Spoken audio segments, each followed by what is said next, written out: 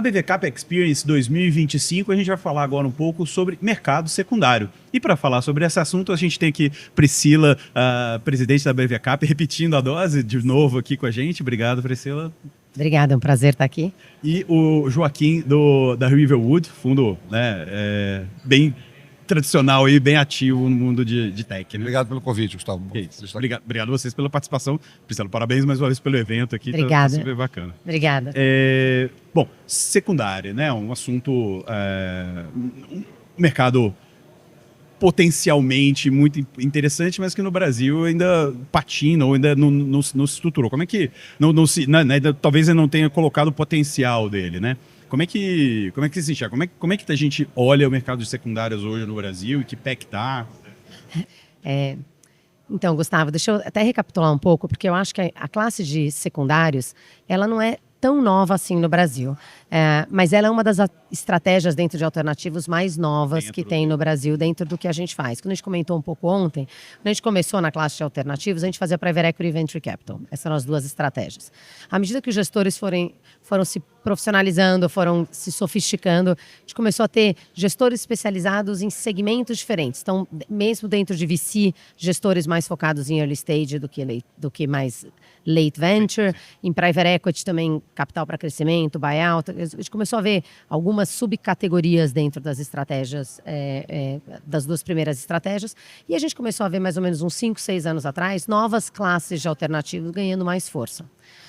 Secundários é uma dessas classes. Assim como é Special Situations, e a gente ouviu uma discussão bastante longa aqui sobre as diferentes classes de Special Situations, secundário começou a ser estruturado pelos Fund of Funds. Né? Então, os principais alocadores hoje de secundários no mundo são o Fund of Funds. Ela é uma classe de ativos que já existe há uns 20, 30 anos globalmente. Então, hoje tem bastante recurso disponível para fazer transações de secundários globalmente, com fundos dedicados, com bolsos dedicados para as classes de secundários, tanto no secundário do que a gente chama de LP-based, que é o secundário que o cotista busca uma antecipação da liquidez dele e vende suas cotas, quanto os secundários que a gente chama de GP-based, que se chama de GP-based, onde um gestor tem um portfólio de algumas companhias que ele já administra, mas ele quer fazer um continuation fund, ou ele quer fazer uma nova tese, continuar um holding desses ativos por mais tempo, o fundo está terminando, então ele faz uma reestruturação do veículo e começa com um veículo diferente. Então essas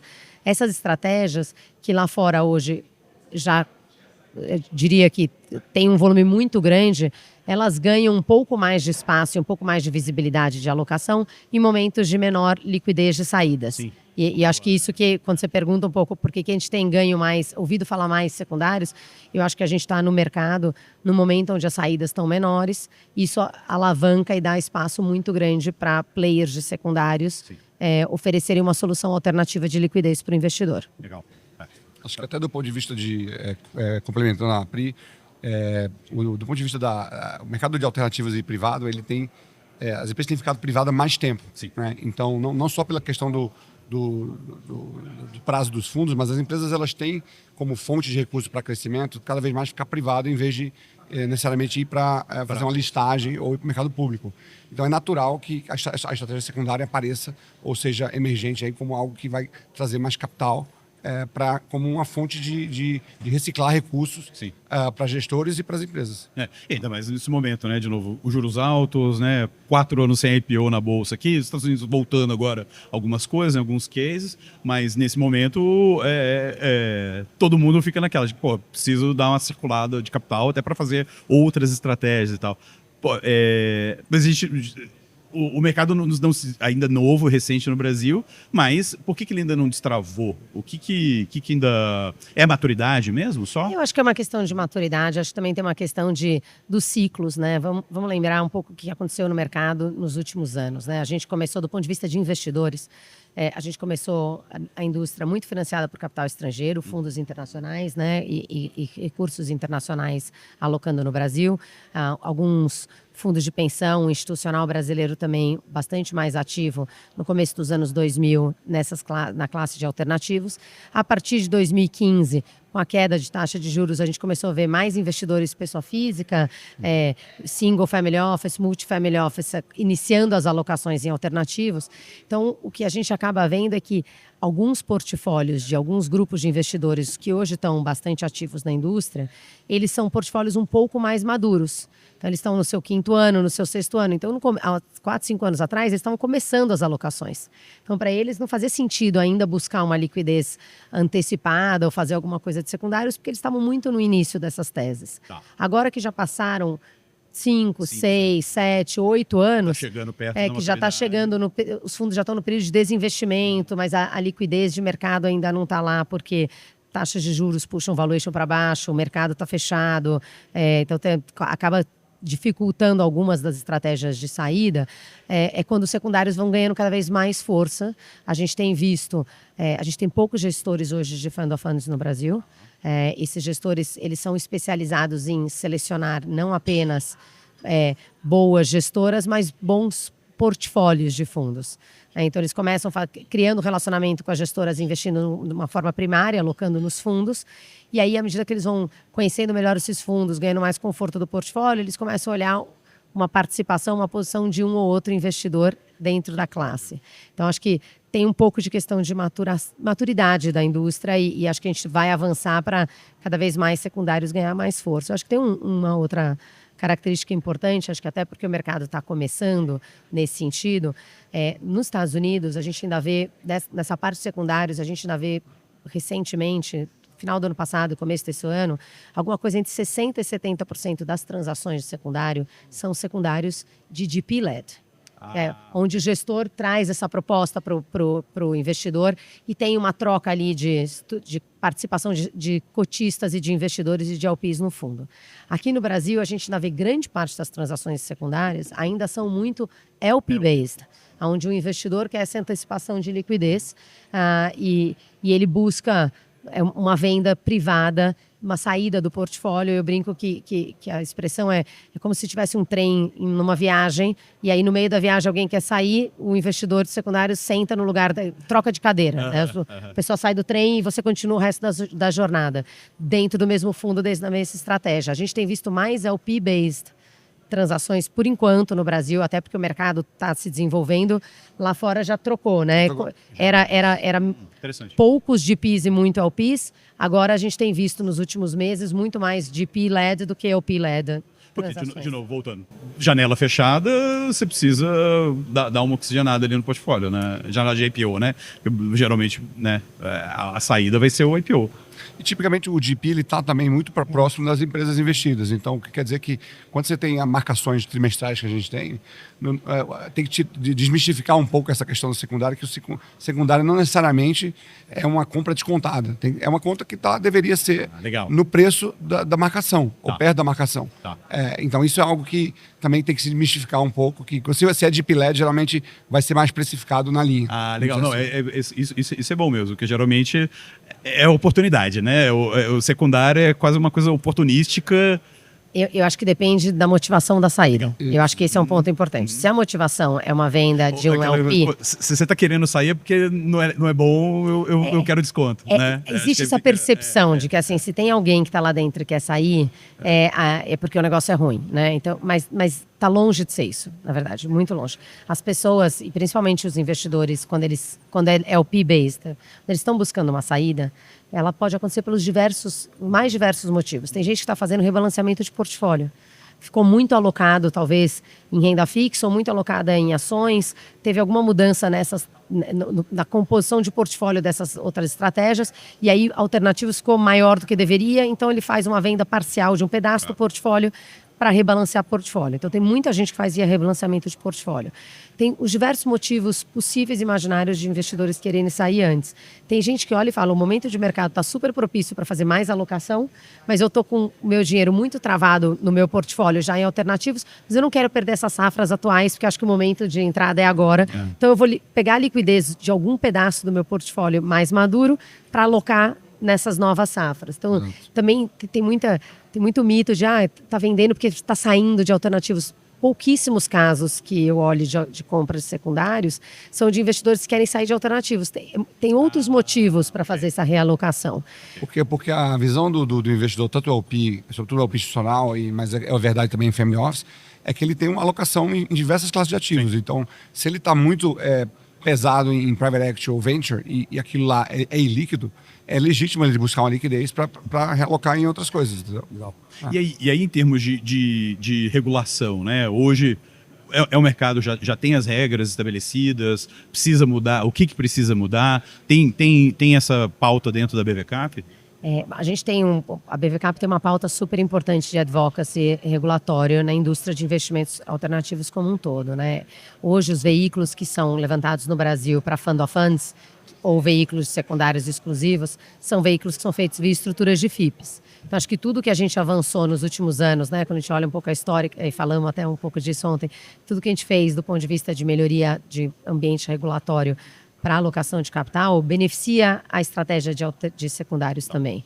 A gente tem alguns gestores de fund of funds no Brasil que alocam de capital com capital estrangeiro, assim como os fundos internacionais, e o ambiente regulatório hoje ele é propício para essa alocação de capital. A gente tem uma série de regras para investimentos, para trazer dinheiro do Brasil, para tirar dinheiro do Brasil aos fins dos ciclos de alocação. Quer dizer, eu acho que toda essa estabilidade regulatória ela é muito relevante para apoiar o desenvolvimento de todas as classes, as mais novas dentro de alternativos também. Então, secundários, fund of funds, special seeds, private equity, venture capital. Hoje a gente tem instrumentos já no Brasil bastante propícios para fazer essas alocações. Uhum. Claro que de tempos em tempos a gente propõe melhorias, né? A gente está sempre propondo aprimoramentos e melhorias do ponto de vista regulatório, porque a gente escuta muito dos nossos associados onde estão as dores, onde estão os desafios, para ver se tem alguma coisa que a gente poderia talvez clarificar numa direção ou na outra, no intuito de impulsionar cada vez mais essa alocação e esse conforto do investidor em fazer a alocação. Eu pelo menos, na minha cabeça, quando mais focado em olhando venture capital e tal, na minha cabeça sempre, mercado secundário sempre vem a ideia de plataforma, de ter uma bolsa para secundário, de ter um balcão organizado ali, alguma coisa. Mas não precisa disso necessariamente? Não, como é que é essa evolução do secundário para ele ser uma classe realmente relevante? O que precisa? Eu acho que, como é que está essa indústria lá fora? Vamos conversar um pouco da indústria que está há mais tempo e tem um pouco mais de histórico. Lá fora, hoje a gente tem o conceito de alguns brokers, né? E esses brokers, o que eles fazem? Eles avaliam pools de secundário e oferecem no mercado. Eles têm alguma referência de preço. Tá? Mas essa referência, ela depende caso a caso, porque sempre tem o motivo da saída do investidor. Quando você tem operações de GP-led, você acaba tendo alguns brokers conversando com mais de um player, com um bolso de secundário, para tentar fazer essa estrutura da melhor forma possível. Você tem uma referência de preço um pouco mais estabelecida, até porque é um pouco do que o Joaquim falou, os GP-leds acabam sendo mais próximo de NAV, de preço de cota. Uhum. Né? Então, as transações, você já tem uma referência de preço, que é a marcação da carteira a mercado. E eu acho que isso a gente avançou muito do ponto de vista regulatório quando a gente colocou uma obrigação para que os gestores possam marcar suas carteiras a mercado, a valor justo dessas empresas, com uma recorrência um pouco maior.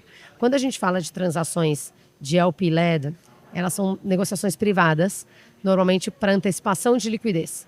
E aí tem os motivos de alguém buscar essa antecipação são diferentes. Momento de vida ou realocação de portfólio, qualquer dinâmica nesse sentido. E essas negociações são mais privadas, é quase processo de compra e venda, negociação privada. E aí você tem diversos mecanismos de preço. Você pode fazer precificação simples, você pode montar um mecanismo de earn-out, você pode fazer upside sharing. Tem vários mecanismos que definem preço, não necessariamente um mercado com preço de tela é a referência correta, porque o desconto pode ser diferente dependendo do caso, dependendo da história e dependendo do tamanho da exposição no fundo. Existem no Brasil, então lá fora já está mais estruturado, mas aqui no Brasil existem algumas plataformas.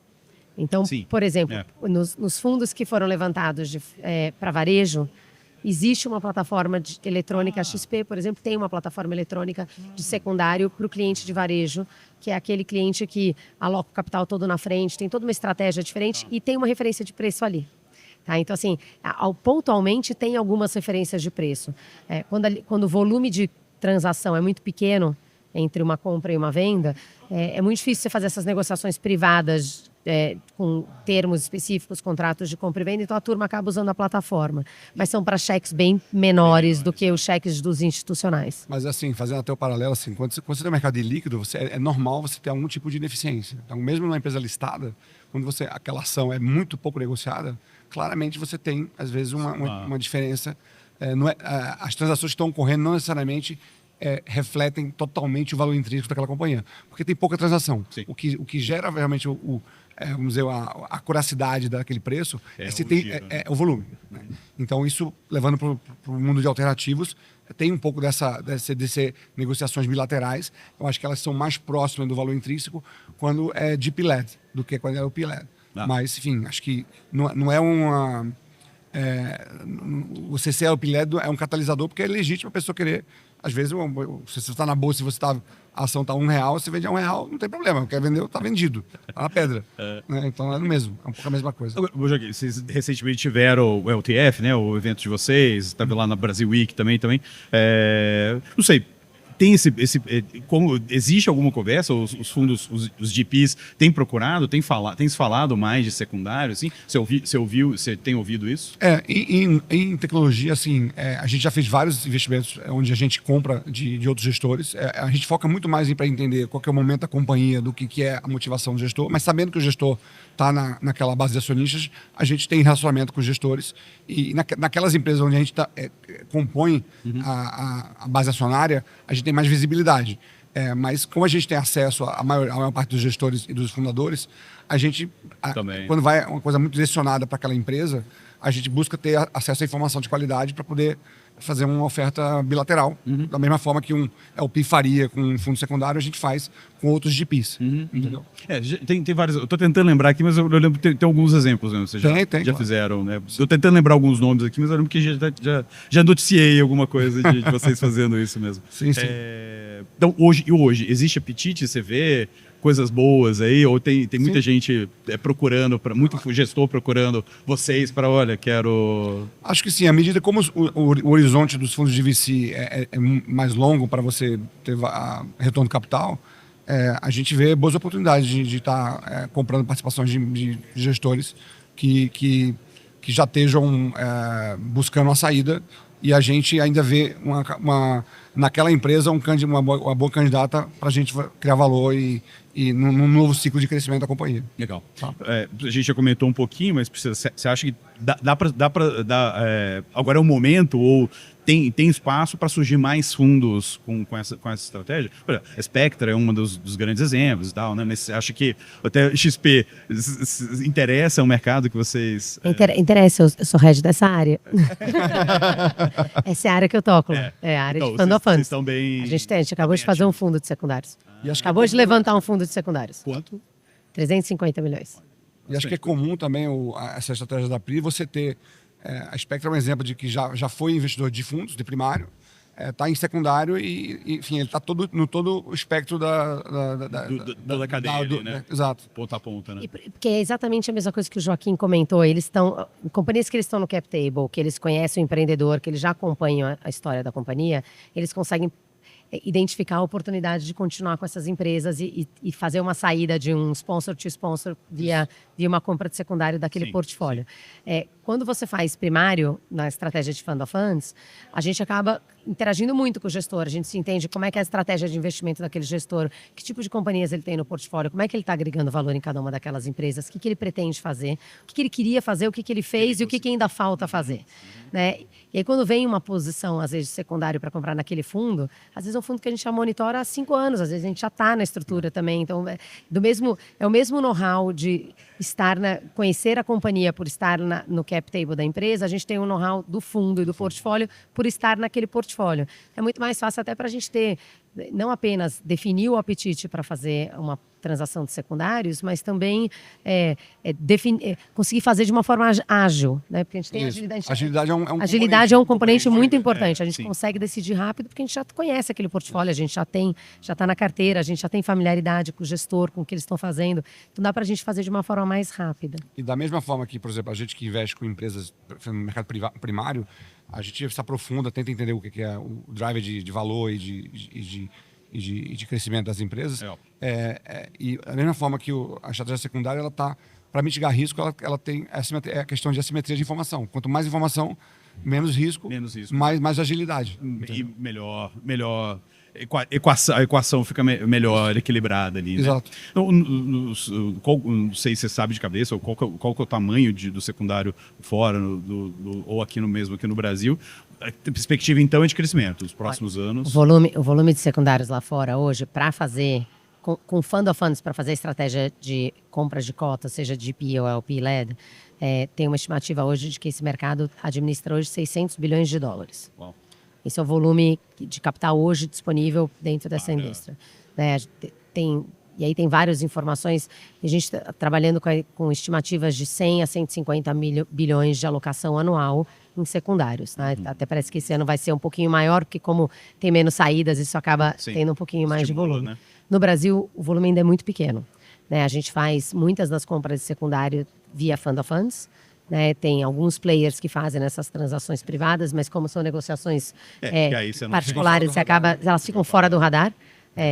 Mas a gente acredita que tem muito espaço para crescer, né? Do ponto de vista do quanto o tamanho dessa indústria comparável com o tamanho da indústria de alternativos, acho que ainda tem bastante para crescer nessa frente. Legal, bacana. Obrigado, Priscila. Obrigado, Joaquim. Obrigado.